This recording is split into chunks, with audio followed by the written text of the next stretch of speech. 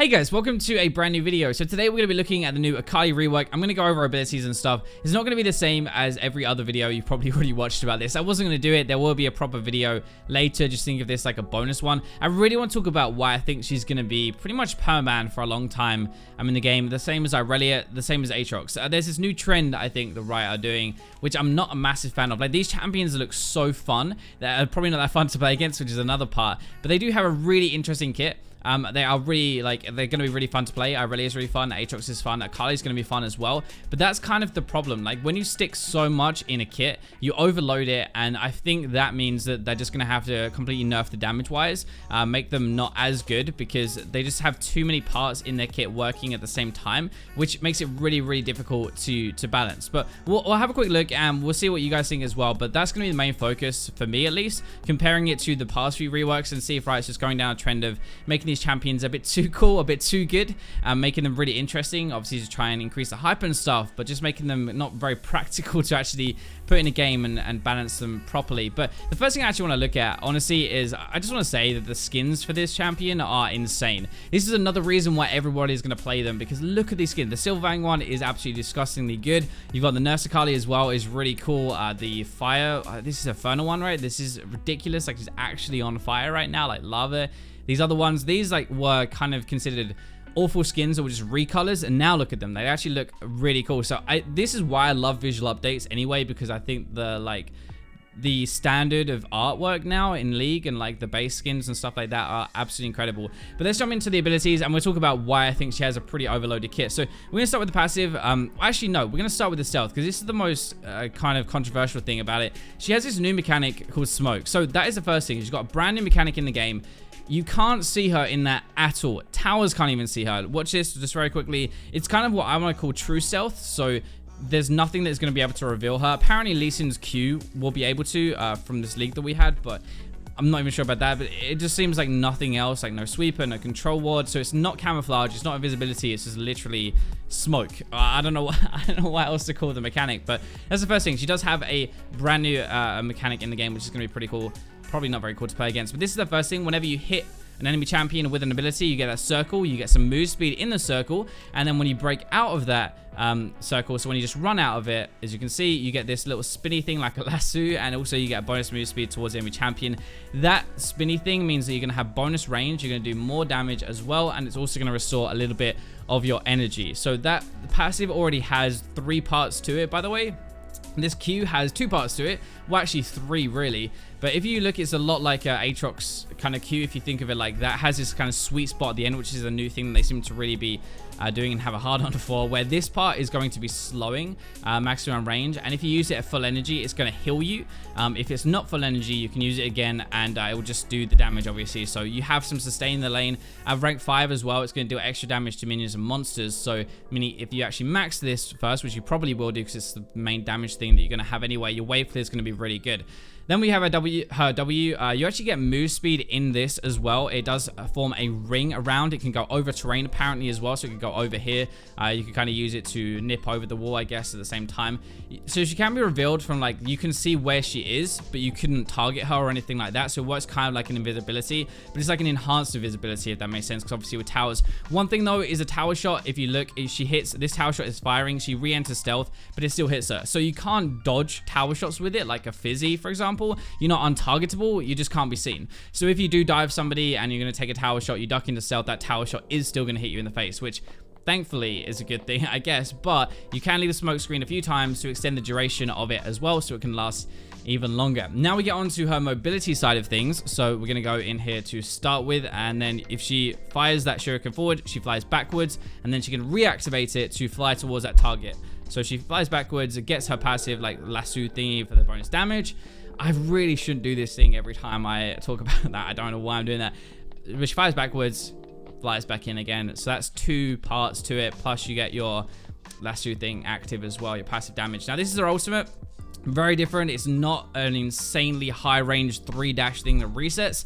The first one is going to micro stun. If you watch it, actually stuns these very, very shortly, very briefly, if I could talk. And then she can reactivate it after a brief delay and fly through, and it does execution damage. So it is an execution ability. It does damage based on their missing health. Really, if you think about an Evelynn ultimate, it works in the very same way to that as well. What I want to show you as well is when you combine everything together, it looks kind of crazy. This reminds me really heavily of Irelia, which is kind of where all this thing kind of came from. I looked at her kit, thought, wow, there's a lot to her, which again is what I thought about Irelia and Aatrox. But if you watch the video, so she's going to dive in here, right? This is going to be her first charge of her ultimate diving in. So that's the first charge. Micro stuns there. She's actually going to place her shuriken onto the Yasuo here. She's going to fly backwards. She's then going to reactivate it to jump into Yasuo again to use. So that is like, what? That's like 2 gap closers already. She jumped onto the Echo to get in range to shuriken onto the Yasuo. She uses her Q there as well to dive in. Now she's going to go backwards. It looks like then she's going to dive in with the second part of her ultimate, do a bit more damage, use her Q again, use a bit more damage, and then she's going to go invisible with the smoke screen, hover around. And towers basically don't exist for this champion, which is a bit of a problem because on the map right now, towers work as a safety net for players. Like in the game generally, you feel safe under a tower. If you die under a tower, it feels bad, like it always does. And this champion just ignores towers, basically. If you have the damage, you can dive in, you can weave, you can wait for cooldowns, wait for your energy restore, and if you play it properly, towers really don't exist to Akali, which is a good thing, I guess, for assassins who want a bit more playmaking, but it's a bad thing for everybody else, like an AD carry who wants to kind of survive. This is another thing where this champion is very highly mobile, has a lot of move speed boost and a lot of damage and execution damage all in the same kit. When you're playing something like an AD carry or a mid laner that is traditionally very low mobility, and it's going to be very difficult to play against, which is probably why you're going to permaban her in the first place. But then when you think about everything that she's got in her kit, it makes it even more ridiculous. I'm going to bring up something that was leaked very quickly to show you some a bit more about like the cooldowns and the ratios and stuff as well. So let me just grab that. I just want to show you this because on the actual like the page, it doesn't really show you any cooldowns or anything like that. So her Q is actually going to have like a dual AD ratio, a dual AD and AP ratio, sorry. It's going to have a 1.5 second cooldown. So you could use it, spam it twice for a lot of damage. And obviously then the other side of that is you could just hold it, use it like a little bit of space there between so you can heal for a bit more. Double use a 17-second cooldown. Remember, you're going to be getting some cooldown reduction with these, so they will lower as well, which isn't particularly high. 16 seconds for her E, and also 2 minutes for her ultimate, which is actually kind of crazy, honestly. But the Q having such a low cooldown is another thing that they're doing a lot of the time right now, where they have things that you can spam. Now, obviously, you have to manage your energy properly, which is part of that. But as you can see, like, they've got so much stuff in the kit, and I've actually put it all together to compare the Aatrox, Irelia, and the Akali reworks to show you guys, like, I guess, like, how much, like, stuff they actually have in their kit. So I went through and just, like, kind of wrote down everything about them. So Akali has got this brand new game mechanic, right? The smoke screen. It's kind of like true invisibility. You can't be seen at all. You can avoid towers and everything like that. So that's a pretty big change for the game to have that in there anyway. But she also has a 1.5 second cooldown on her Q. So that is going to be spammable really easily. You have a heal. You have extra range and an extra, like, bonus damage auto attack when you use some of your abilities. You have 3 move speed buffs in your kit. You have 2 from your passive, so when you hit somebody with an ability, then you run out of that zone, you get another one, and then when you're in the smoke screen, you get another one. So that's 3 bonus move speed, so it's going to be really hard to lock it down.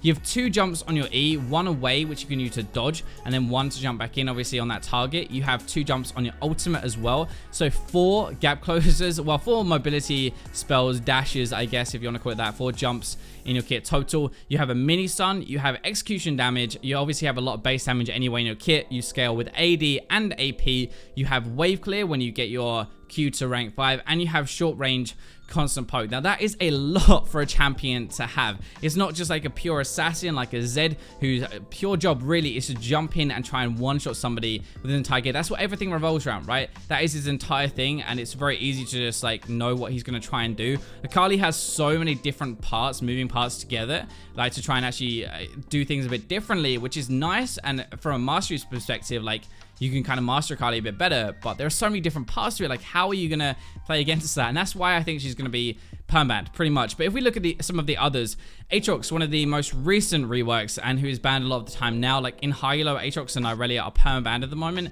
and this Akali is probably going to be joining them, honestly. So Aatrox has healing reduction, right? He has a bonus range on his auto attacks. He has a 3Q system. He has a sweet spot for those as well for bonus damage, so it gives you something a bit more to dodge or to aim for. He has 3 knockups. He has a slow. He has a pullback as well that pulls you back into his little zone. He has a healing from his abilities. He has a dash, a low cooldown dash. He has bonus move speed. He has fear, which is only for minions at least. He also has a revive. He can move while he's reviving, and he heals on his revive based on the duration as well. So there's so many moving parts to Aatrox, so many different things that make him good when you're putting them all together, if that makes sense. Now his mobility isn't as ridiculous as these two.